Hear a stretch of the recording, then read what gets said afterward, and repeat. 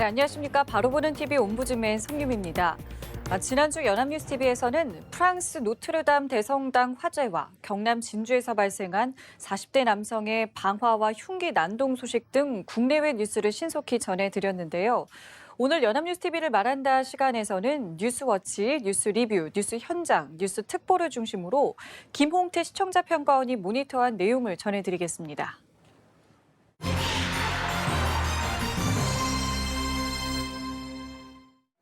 연합뉴스TV는 지난주에 낙태를 처벌하도록 한 형법 규정이 66년 만에 위헌 판단을 받았으며 헌법재판소가 낙태를 전면 금지하는 것은 헌법에 어긋난다면서 법 개정을 주문한 것을 보도했으며 후쿠시마산 수산물 수입 금지를 두고 5년 넘게 이어온 한일 무역 분쟁에서 예상을 깨고 한국이 사실상 승리를 거뒀음도 보도하였습니다.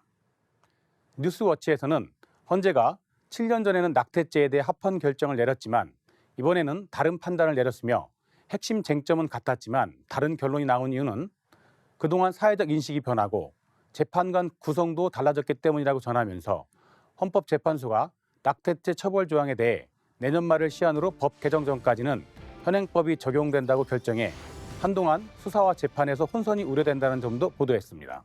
4월 11일 뉴스워치에서는 낙태를 처벌하도록 한 형법 규정이 66년 만에 위헌 판단을 받았으며 헌법재판소가 낙태를 전면 금지하는 것은 헌법에 어긋난다고 결론 내리고 법 개정을 주문한 것을 전했습니다. 기자는 헌법재판소가 현행 낙태죄에 대해 재판관 7대 2의 의견으로 헌법 불합치 결정을 내렸으며 구체적으로 단순 위헌 의견이 3명, 헌법 불합치 4명, 합헌 의견이 2명이었고 헌법 불합치 결정은 위헌이지만 당장 무효화할 경우 사회적 혼란이 우려돼 당분간 법을 유지시키는 결정이라는 점도 설명했습니다. 현행 자기 낙태죄는 낙태한 여성에게 1년 이하의 징역이나 200만 원 이하의 벌금, 의사의 경우에는 낙태 수술 의사 등에게 2년 이하의 징역에 처하도록 하고 있는데 헌재는 내년 말까지 이 법을 개정하라고 주문하고 개정되지 않으면 2021년부터 효력을 상실한다고 밝힌 점도 전했습니다. 이로써 낙태죄는 1953년 처음 규정된 이후 66년 만에 사실상 위헌 결론이 내려졌는데요. 앞서 낙태죄는 7년 전인 2012년 4대 4로 찬반 의견이 팽팽한 가운데 합헌 결정이 나온 바 있습니다. 헌재가 낙태죄가 태아의 생명보호라는 공익에 대해서만 일방적이고 절대적인 우위를 부여해 임신한 여성의 자기결정권을 침해했다고 판단하며 임신 초기의 낙태까지 전면 금지한 것은 과도하다고 판단한 점을 전했습니다. 그러면서 태아가 독자 생존이 가능한 22주 이전에 여성이 자기결정권을 행사하기에 충분한 시간을 정해도록 했으며 헌재가 위헌 결정을 내리면서 낙태죄로 기소돼 현재 재판 중인 피고인들에 대한 판결에도 영향이 있을 것이라는 점도 전했습니다. 4월 11일 뉴스 리뷰에서는 헌재가 7년 전에는 낙태죄에 대해 합헌 결정을 내렸지만 이번에는 다른 판단을 내리며 주목받고 있는데요. 같은 사안인데 다른 결론이 나온 이유는 핵심 쟁점은 같았지만 그동안 사회적 인식이 변하고 재판관 구성도 달라졌기 때문이라고 전했습니다. 2012년 헌법재판소는 낙태죄에 대해 재판관 4대 4 의견으로 합헌 결정을 내렸는데요. 당시 결정문을 보면 산모의 자기결정권에 대한 과도한 제한이라고 보기 어렵다고 하면서 낙태를 처벌하지 않거나 형벌보다 가볍게 제재하면 지금보다 훨씬 더 낙태가 만연하게 될 것임을 밝혔습니다. 하지만 이번 헌재의 판단은 달랐는데요. 임신 초기에 낙태까지 전면 금지한 것은 여성의 자기결정권을 침해한 만큼 위헌이라는 것이고요.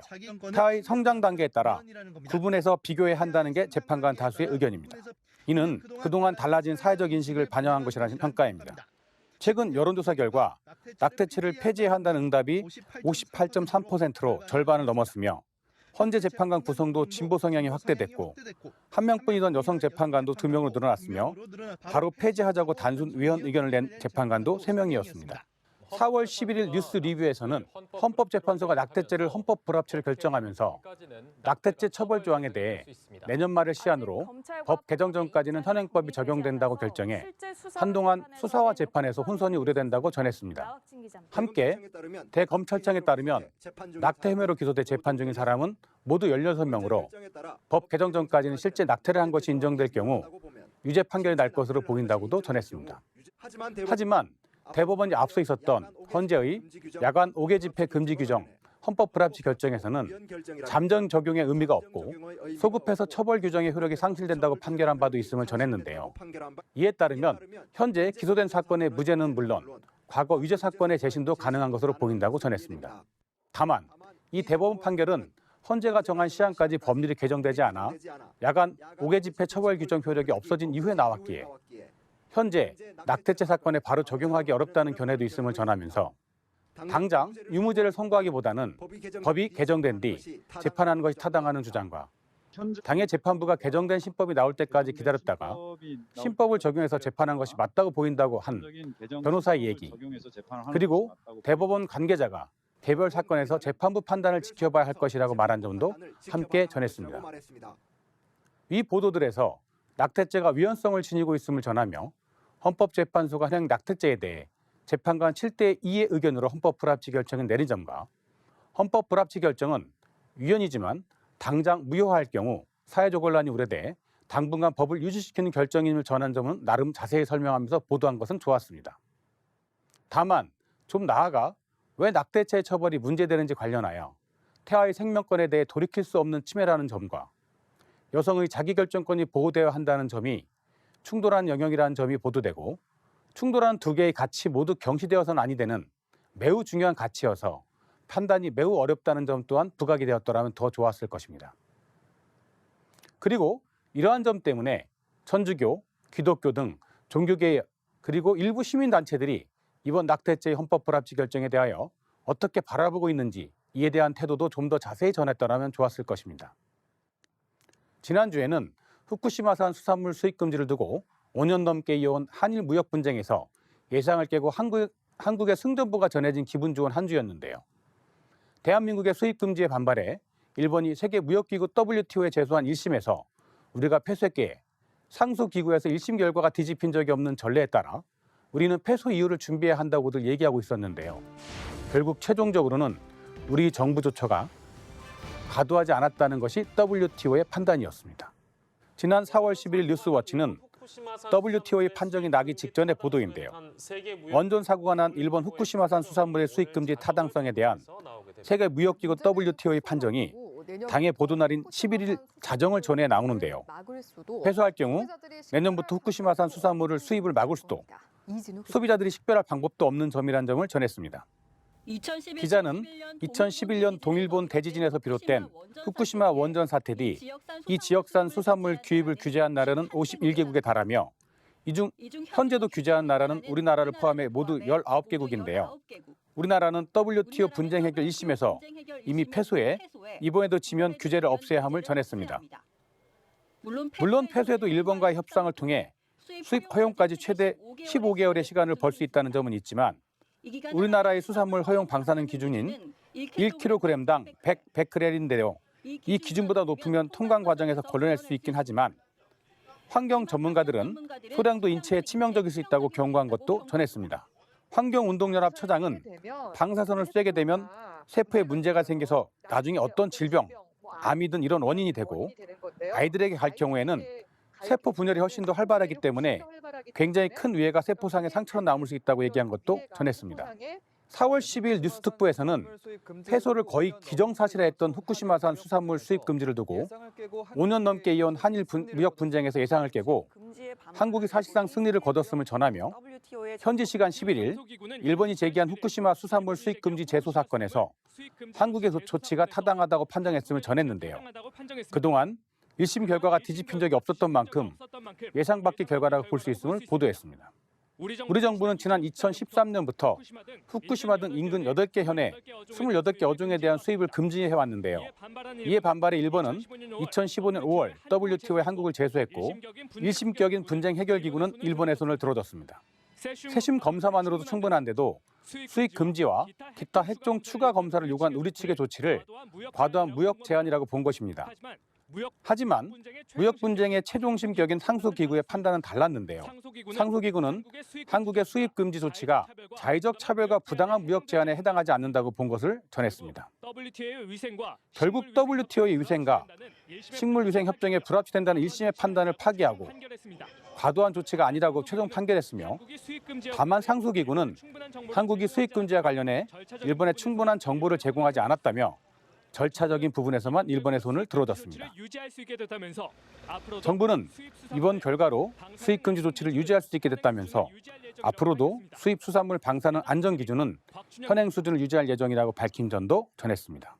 4월 10일 뉴스 현장 보도에서는 지난해 세계무역기구 WTO는 우리나라 후쿠시마 수산물 수입 금지에 대하여 1심에서 우리 측이 판정패한 것은 위생, 식물위생, SPS 협정상 수산물의 위험성에 대한 과학적 근거가 부족하다며 우리나라의 수입 제한 조치를 협정 위반으로 봤기 때문인데요. 수산물 자체의 방사능 물질 검사 결과와 유해성에 초점을 맞춘 결과였습니다. 하지만 이번 판정은 분쟁 해결기구 패널은 WTO에 일본은 후쿠시마 원전 사고가 있었기 때문에 그 영향으로부터 자유로울 수 없다고 보고했고 WTO는 이에 한국의 추가 검사 요청은 차별적 조치를 볼 수 없다는 패널의 결론이 옳다고 볼 수 있다고 판정한 것입니다. 위생 검역 관련 통상 분쟁에서 1심 판정이 뒤집힌 것은 이번이 처음 있는 일로서 수입 금지 조처를 한 50여 개국 중 한국만 제소한 일본은 승소를 발판으로 국제사회 교섭을 확대할 계획이었지만 이번 패소로 전략 수정이 불가피해진 점도 전했습니다. 이번 일은 앞으로 우리가 대협상에서 어떻게 해야 더 좋은 결과를 낼 수 있는지 관련하여 많은 교훈을 얻을 수 있는 사례인데요. 이번 사례를 철저히 분석해서 앞으로 협상에 적용해 가야 한다는 멘트와 이번 일을 통해서 우리나라가 협상에서 열악하다는 이전의 평가를 떨쳐버리고 앞으로 국가 간 협상에서 강자로 도약할 수 있는 전기가 되어야 한다는 멘트도 필요해 보였습니다.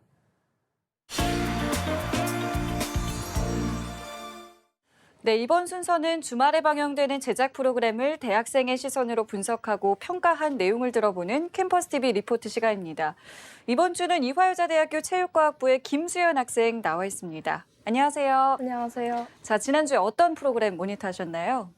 네, 저는 지난 14일에 방영한 연합뉴스TV 스페셜을 모니터했습니다. 연합뉴스TV 스페셜은 매주 일요일 저녁 7시 20분에 방영하는 프로그램으로 이 시대 우리 사회의 현상을 독특한 시선으로 짚어내고 올바른 대안의 길을 제시하는 프로그램입니다. 지난 방송에서는 민주공화정 대한민국을 탄생시킨 1919년 임시의정원과 임시정부 주역들의 발자취 등을 전했습니다. 그럼 자세한 모니터 내용 지금부터 전해드리도록 하겠습니다.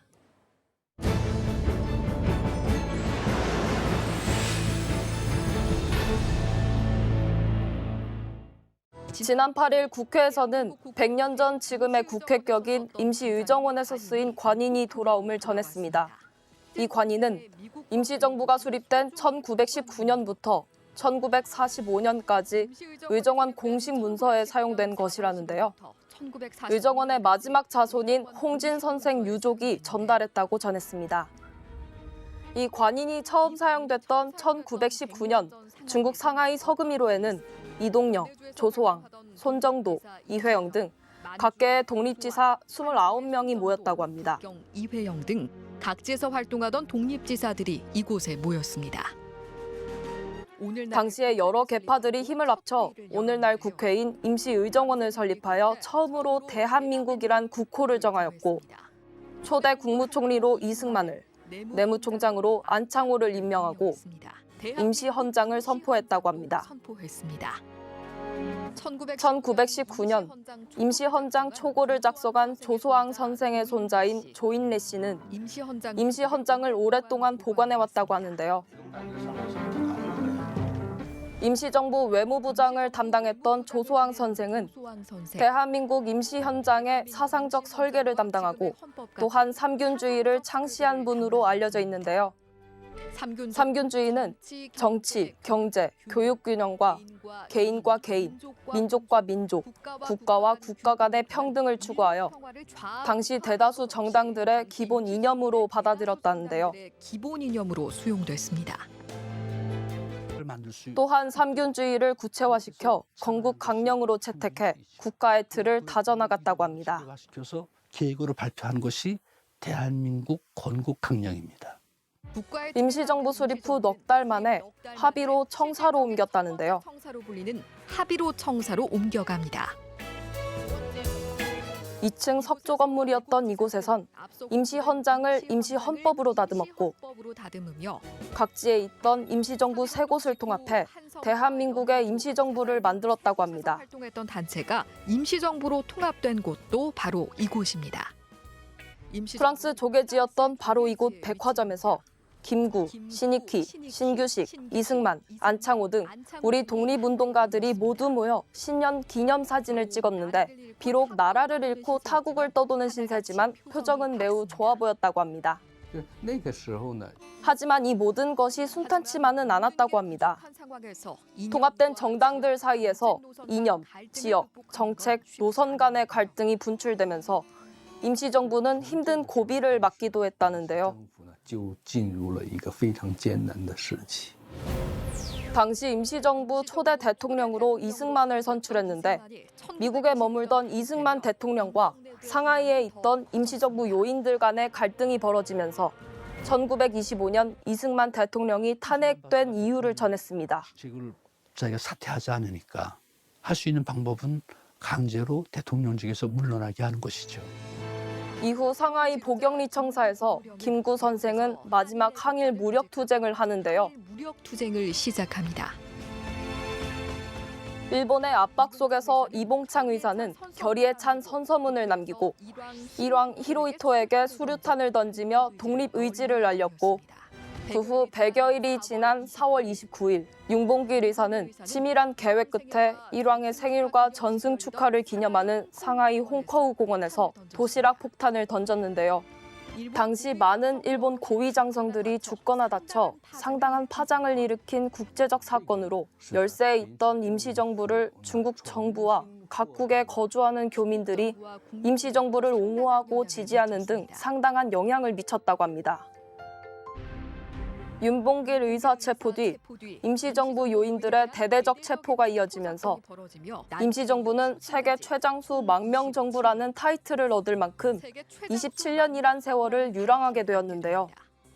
대한민국 임시정부가 마지막으로 자리 잡은 충칭 청사는 김구 주석 등 임시정부 요인들이 1940년부터 1945년 광복전까지 사용하던 곳으로 1942년 모든 당파가 참여해 통합의회가 성립되기도 했고 임시정부 군대인 광복군이 창설되기도 한 곳이라고 합니다. 임시정부의 군대인 한국 광복군이 창설됐던 것. 그러나 아직까지 당시 중국에서 사용한 건축물 보존과 독립영웅을 기리는 작업 또한 순조롭지 못하게 진행돼 왔다고 하는데요. 1년간 머물렀던 치장. 하지만 올 하반기에 서울 서대문구 의회를 허물고 대한민국 임시정부 기념관을 2021년 8월경 완공을 할 예정인데요. 독립운동에 참여했던 2천여 명의 모든 영웅들을 모실 예정이라고 합니다. 100년 전 독립영웅들이 꿈꿔온 민주공화국 대한민국이 현재 제대로 실현되고 있는지 다시 한번 생각해보게 하는 프로그램이었습니다. 시작됐습니다. 네, 모니터 내용 잘 봤습니다. 김수연 학생은 이 연합뉴스TV 스페셜을 보고 어떤 것들을 느꼈나요? 네, 저는 임시정부는 온갖 고난과 역경 속에서 지금의 민주공화국 대한민국을 탄생시켰는데요. 이렇게 만들기까지 우리 선조들의 노력과 희생은 감히 말로 표현할 수 없다고 생각하며 감사함과 소중함을 느꼈습니다. 영상을 보면서 많은 사람들이 임시정부 수립 기념일에 더 관심을 가져주고 기억해줬으면 좋겠다고 생각했습니다. 네, 알겠습니다. 지금까지 이화여자대학교 체육과학부의 김수연 학생과 함께했습니다. 오늘 말씀 고맙습니다. 감사합니다.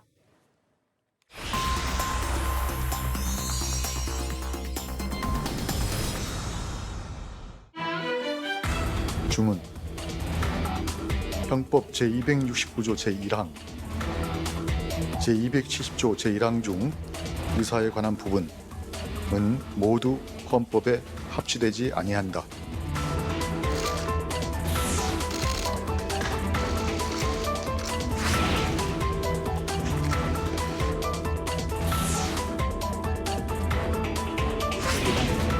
함께 해주시죠.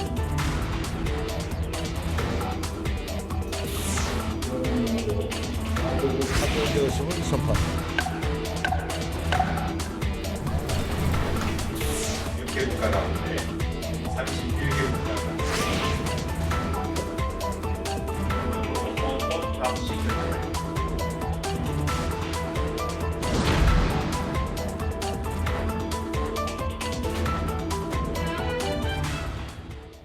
네, 낙태 처벌법이 만들어진 지 66년 만에 헌법에 어긋난다라는 결정이 내려졌습니다. 다만 시한을 정해서 국회가 입법으로 해결하라는 헌법 불합치 결정이 내려지면서 앞으로도 낙태 허용 범위 등을 둘러싼 논쟁은 계속될 것으로 보이는데요. 오늘 TV와 비평 시간에는 낙태죄 헌법 불합치 결정에 대해서 우리 언론은 어떻게 보도하고 있는지 자세히 알아보도록 하겠습니다. 네, 오늘 국가공무원 인재개발원의 김진숙 교수 나오셨습니다. 안녕하세요. 네, 안녕하세요. 자, 먼저 이번 판결의 내용과 의미를 좀 짚어보고 또 정치권의 반응까지 좀 살펴볼까요? 네, 헌법재판소가 낙태 혐의로 기소된 한 산부인과 의사가 낸 헌법소원 사건에서 재판관 7대2의 의견으로 헌법 불합치 결정을 내렸습니다. 헌재는 낙태죄 처벌 조항인 헌법 269조 또 270조와 관련해서 현재 낙태 처벌 규정이 임산부의 자기 결정권을 과도하게 침해할 수 있다라고 본 것입니다. 헌법 불합치를 결정한 재판관 4명은 임신 후 22주까지는 사회적 또 경제적인 이유로 낙태를 허용해야 한다라고 판단을 내렸고 또 단순 위헌 의견을 낸 재판관 3명은 임신 후 14주 이내에서는 이유를 불문하고 낙태를 허용해야 한다라는 입장을 밝혔습니다. 하지만 반면에 2명의 재판관은 여성의 자기 결정권이 태아의 생명권에 우선한다라고 볼 수 없다라면서 합헌 의견을 냈습니다. 헌법 불합치나 단순 위헌이나 사실상 위헌으로 보는 시각은 같지만 단순 위헌이 해당 법률을 즉시 무효화시키는 그런 결정이라면 헌법 불합치는 이제 법이 개정될 때까지 해당 법률의 효력을 유지시키는 또 그런 결정이라고 볼 수 있겠습니다. 이로써 지난 1953년에 제정된 낙태죄는 66년 만에 이제 재정비와 폐지 수순을 밟게 됐는데요. 국회는 2020년 내년 12월 31일까지 관련 조항을 개정해야 합니다. 대부분의 언론에서는 이번 헌재 결정에 대해서 낙태를 대하는 사회 인식의 변화를 그대로 반영하고 있다라고 평가했습니다. 또 여성 인권의 새로운 역사를 여는 판결이라고 그 의미를 부여하기도 했습니다. 하지만 종교계와 관련된 언론에서는 생명경시 풍조의 확산과 사회적 후폭풍에 대해서 우려감을 드러냈습니다. 우선 중앙일보는 헌재 이번 결정을 통해서 성평등의 계기로 삼아야 한다며 페미니즘의 흐름 속에 한국 사회와 시대 정신의 변화를 읽게 해준 사건이라고 평가했습니다. 또 한겨레신문은 여성을 보호할 때 태아의 생명도 보호된다라고 밝혔습니다. 경향신문은 국가가 여성의 몸을 자의적으로 통제하고 그 통제를 거부하는 여성에게 가혹한 책임을 물어온 과거와 결별하는 그런 의미가 있다라고 강조했습니다. 하지만 이에 반해서 국민일보는 낙태죄가 있는데도 낙태가 많은 마당에 낙태죄 위헌 결정으로 인해서 낙태가 광범위하게 이제 죄의식 없이 이루어지지 않을까 우려된다면서 헌재 이번 결정을 비판했습니다. 그러면서 태아는 임신부의 일부이거나 또 자기 결정권 아래에 있는 부산물이 아니라 독립적인 생명체라면서 일부 여론을 대변하는 사회적 분위기나 또 시류에 영합한 판결이라고 이제 비판하기 시작했습니다. 세계일보 역시 생명경시 풍조가 확산될 것이며 또 사회적인 후폭풍 또한 클 것이라고 우려감을 드러냈습니다. 네, 짚어주신 종교계를 비롯해서 여성계라던가 의료계의 반응 상당히 좀 엇갈리고 있는데 여기에 대해서 지금 우리 언론은 어떻게 보도하고 있었습니까? 낙태죄는 그동안도 사회적으로 굉장히 논란이 많았던 그런 사안이라고 볼 수 있겠습니다. 여성계에서는 낙태죄에 대해서 여성을 임신과 출산의 도구로 인식하는 그런 형법이라고 비판해온 반면에 종교계에서는 태아가 생명이라면 낙태도 살인죄다라면서 낙태죄 폐지가 생명경시 풍조를 조장할 수 있다는 점을 꾸준히 제기해 왔었던 것이죠. 한편 의료계에서는 낙태죄가 실제 현실과의 괴리가 큰 점을 지적하면서 계속 존치할 경우에 여성 건강권의 상실이라던가 원정 낙태 등 더욱 음지로 숨어드는 부작용으로 인해서 사회적 또 경제적인 비용이 더 증가할 것이라고 분석하기도 했었습니다. 이낙연 국무총리도 국무회의 자리에서 이번 헌재 결정에 대해서 뭐 여성계나 종교계 또 의료계의 입장이 다 다를 수 있다. 하지만 이러한 다양한 의견들이 갈등으로 이어지지 않고 또 합리적으로 수렴되는 것이 중요하다면서 정부도 세심하게 노력하겠다고 밝히기도 했습니다. 하지만 낙태죄 헌법 불합치 결정이 난 이후에 관련 기사에 달린 이제 댓글들을 보면 굉장히 그 편견에 가득한 발언들이 많이 있습니다. 사실 잘 모르고 하는 얘기들이 많은 것이죠. 낙태에 대한 오해를 넘어서 이제 왜곡이 확산되는 것은 바람직하지 않다고 보여집니다. 언론이 이러한 논란에 대해서 팩트 체크를 해야 되는 중요한 이유라고도 볼 수 있겠습니다. 언론에서는 낙태죄가 폐지되면 낙태가 더 늘어날 것이라는 일부 주장에 대해서 해외 각국의 사례를 이제 들어가며 기사화했는데요. 언론의 바람직한 역할이었다라고 생각이 듭니다. 하지만 언론이 또 문제점이 없는 것은 아닙니다. 낙태죄의 문제를 태아의 생명권 문제에 대해 또 이기적인 여성 간의 대립 구도로 이제 설정을 해놓고 단순히 찬반 의견을 이제 기계적으로 싣는다던가 갈등 구조를 조장하는 그런 보도는 좀 지양해야 될 것으로 보입니다. 네.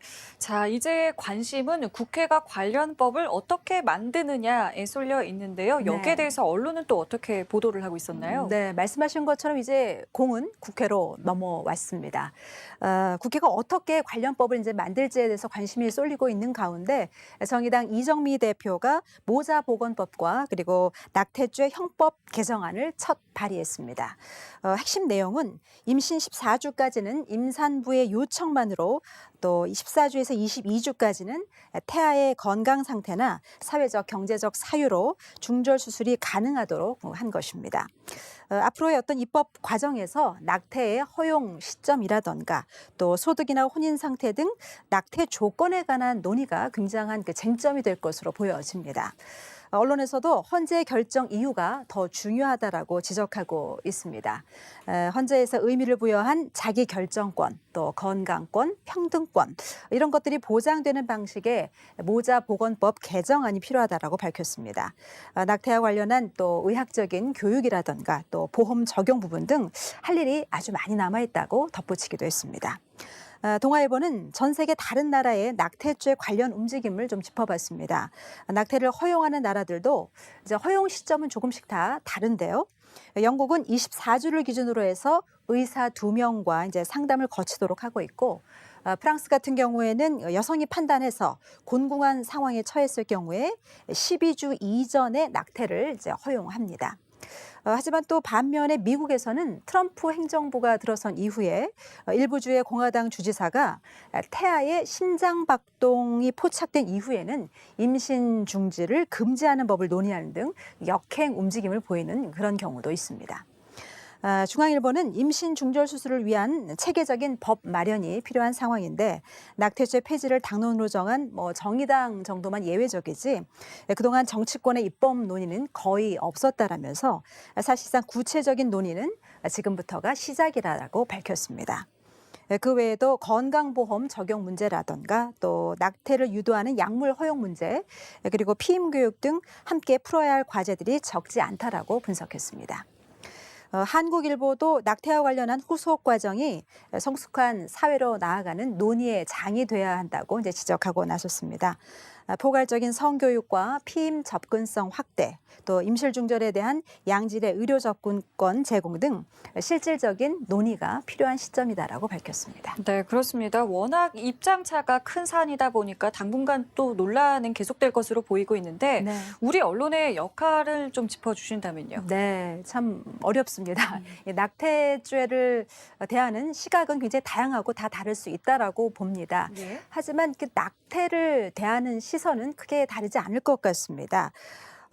왜냐하면 그 대체적으로 낙태죄가 이제 폐지되기를 바라는 그런 국민들이나 또 현행 유지를 바라는 국민들이나 낙태라는 것은 굉장히 이제 안타까운 일이고 더 이상 이런 안타까운 일이 늘어나는 것을 바라는 국민들은 없을 것이기 때문입니다. 따라서 이제 언론에서는 어떤 시각차라든가 이제 갈등이라든가 이런 것들을 자꾸 부각시키지 말고 보다 이제 이런 문제들을 좀 자유롭게 논의할 수 있는 공론의 장을 좀 마련해야 될 것입니다. 그래야만 이제 사회적인 갈등의 해결의 실마리를 찾아갈 수 있지 않을까라는 생각이 듭니다. 특히 언론이 관련 법 개정에 바람직한 방향을 좀 잘 제시했으면 좋겠습니다. 불합리한 현실을 어떻게 합리적으로 이제 개선해 나갈 것인가가 관건이 되겠는데요. 누구보다도 이제 당사자인 여성들이 실제 어떤 경험 또 현실을 바탕으로 해서 법제도 개선이 이루어져야 될 것에 이제 관심을 기울여야 될 것입니다. 또 우리 사회의 또 건강한 인식을 또 이끌어가는 충실한 보도가 필요한 시점이 아닌가 생각해 봅니다. 네, 알겠습니다. 지금까지 국가공무원 인재개발원의 김진숙 교수와 함께했습니다. 말씀 고맙습니다. 네. 네, 옴부즈맨 제작진은 시청자 여러분의 다양한 의견을 기다립니다. 방송을 보고 느낀 소감을 연합뉴스TV 홈페이지 시청자 게시판이나 SNS로 보내주시기 바랍니다. 저희는 다음 주에 다시 찾아뵙겠습니다. 시청자 여러분 고맙습니다.